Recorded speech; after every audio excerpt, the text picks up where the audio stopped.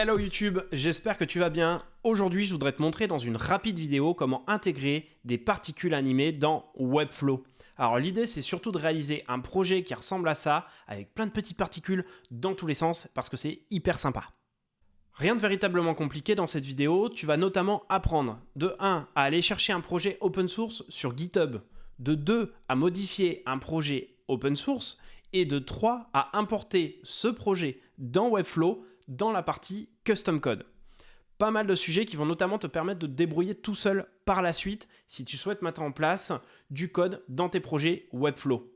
Mais avant de démarrer cette vidéo, je voudrais surtout remercier Vincent Garot, qui est le fondateur de cette petite librairie JavaScript et qui l'a mise en open source. N'hésitez pas à le suivre sur les réseaux sociaux. Big up à toi, Vincent. Allez, si ça t'intéresse, suis le guide, on est parti. Ok, alors, ce qu'on a envie de faire, c'est d'essayer de reproduire exactement le même effet avec les particules que tu peux voir qui sont en train de s'agiter ici. Quand je passe ma souris, tu vois, elles s'écartent. Et lorsque je clique dessus, je peux en rajouter plusieurs. Tu vois, je clique beaucoup, j'en rajoute, etc. Et je trouve que l'effet, en fait, est particulièrement sympathique.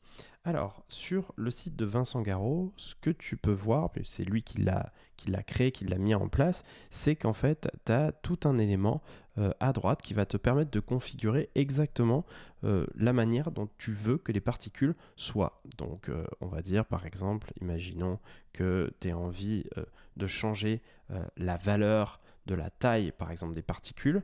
Et bien ici, tu as juste à agrandir et là, tu vois, on se retrouve avec plein de particules qui sont beaucoup plus grosses. On va revenir à 3 parce que c'était sympa. Et même... non, à 3 c'est OK. Et ensuite, tu as la possibilité, évidemment, de rajouter, en fait, tu vois, des bordures, par exemple, aux bulles. Là, c'est pareil, on va revenir sur 0. Tu peux changer la couleur de la bordure, etc., etc. La réalité, c'est que c'est pas forcément très intéressant. Et surtout, ce qui se passe, c'est que je vais te laisser jouer avec pour te montrer comment est-ce que ça se passe pour réaliser cette animation dans Webflow. Donc on va dire que nous, cette animation, ça nous convient totalement. Donc ce qu'on va faire, c'est qu'on va cliquer sur Download Current Config JSON. Donc ça va nous télécharger un JSON, un fichier de config JSON qui va contenir toutes les informations qu'on aura rentrées à l'avance ici. Donc je le télécharge et ensuite je vais l'ouvrir. Donc là ici, il est là. Je clique et je l'ouvre tout simplement avec un TextEdit. Je ne m'embête pas à le faire. Je m'embête pas normalement à le faire avec VS Code, à moins que... Voilà. Donc ici, là, il y a toute la configuration que je vais avoir et qu'il va falloir ajouter dans Webflow. Donc, c'est exactement ce qu'on va faire par la suite. Je vais te montrer comment l'intégrer dans une deuxième partie. Alors moi ici, je t'ai créé dans un premier temps une page très simple dans laquelle j'aimerais bien pouvoir ajouter les particules. Donc là, normalement, on devrait voir à la fin du tutoriel les différentes particules qui sont ici.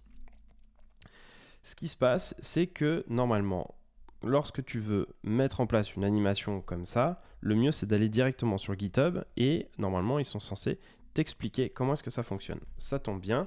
Il te montre en fait sur la partie README, donc là tu vois on y est arrivé, il te dit exactement ce qu'il faut faire. Donc il faut ajouter une div dans laquelle on met une ID particle.js et il faut charger en fait le script particle.js dans la partie code. Et ensuite il faut ajouter effectivement le fichier JSON que tu as téléchargé.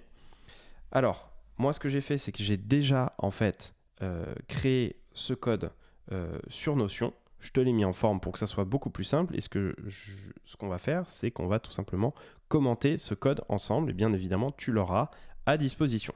Alors là, le code, il est là. Hop, on le copie-colle. Voilà. Pour ajouter du code, on va tout simplement aller sur la page Home, la petite roue dentée, et on va aller dans Body, Tag à la fin, et tu copies-colles ça, tout simplement. Alors, qu'est-ce qui se passe? Alors, ici, ce qui va se passer, c'est que tout d'abord, on va devoir charger le script. Alors lui, c'était particle.js. Là, ce qui se passe, c'est qu'en fait, on le récupère via un site qui s'appelle jsdeliver.net et qui nous permet en fait de charger ce script-là. C'est assez important. Je te laisserai aller voir comment est-ce que ça fonctionne de ton côté, ou je pourrais faire un tutoriel si ça t'intéresse, mais ça te permet de charger un package NPM. Ok, donc là, on a fait quelque chose qui était plutôt ok. Ensuite, ce script-là, il va nous permettre d'ajouter les particules. Donc, tout d'abord, ce qu'il faut faire, c'est ajouter particle.js et ensuite particle.js, mais donc ça, c'est l'ID de ta div. Donc, tu vois, il en parlait en fait tout au début. Ici, il dit que pour charger les particules, il faut avoir une div qui a une ID particle.js. Et ben nous, on va faire exactement pareil. Ok, donc là, on va faire save. On n'a pas fini, de toute façon. On va aller sur notre section, et dans notre section, on va avoir particle-js.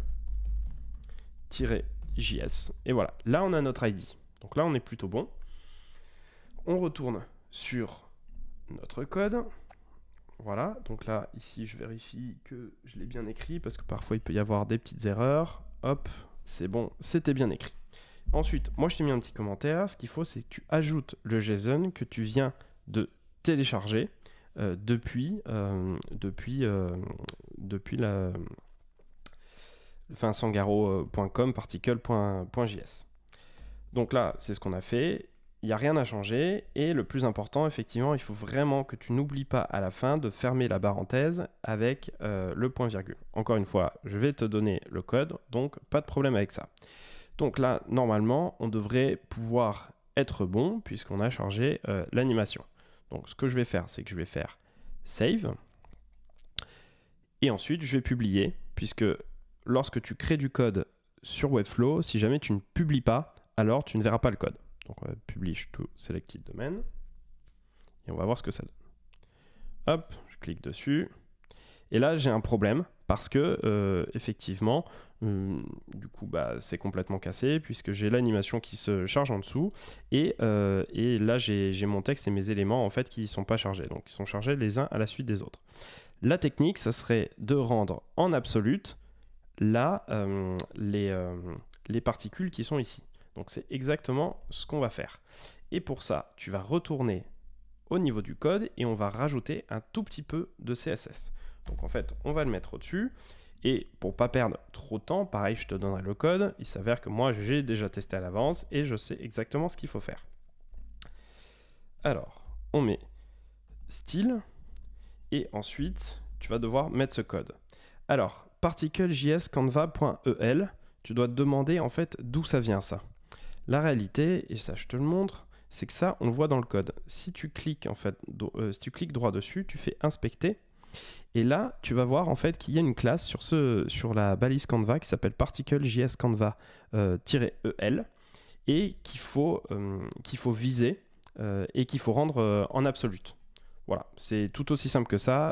À vrai dire, moi, la première fois, je me suis retrouvé exactement dans ce cas-là et je me suis demandé en fait pourquoi ça ne fonctionnait pas.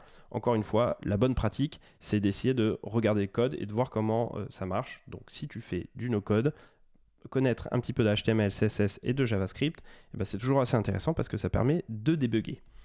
Alors là, normalement, on est plutôt bon. Je l'ai mis en position absolue. J'ai mis en 100%, 100%. Effectivement, ça prend toute la place. Et il y a un z-index de 0. Donc là, un z-index de 0. Tu saves. Et surtout, tu n'oublies pas de faire en sorte que cet élément, donc le container qui est ici, que le container soit en position relative. Et là, tu vois, j'ai mis un z-index de 3. Mais normalement, un z-index de 1 aurait été bon puisque le premier z-index était à 0, donc le deuxième étant 1. Normalement, il devrait passer au-dessus. J'ai mis un 3 pour être sûr qu'il n'y ait pas de difficulté. Et ensuite, on va faire publier et on va voir ce que ça donne. Suspense. Et voilà, tout fonctionne. On a nos particules, on peut cliquer dessus. Là ici en plus quand je passe dessus, on voit très bien en fait que cet élément il est bien au-dessus du second, mais quand je suis à côté, tu vois, je peux exactement le mettre comme je veux. Et c'est vrai que ça rend plutôt assez sympa et je pense que ça peut donner un peu de dynamisme à tes sites.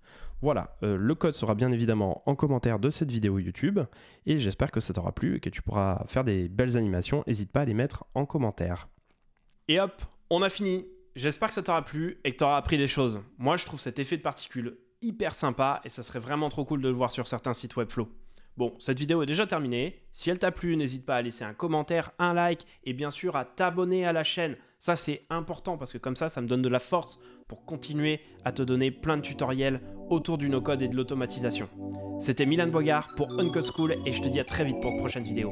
Bye bye.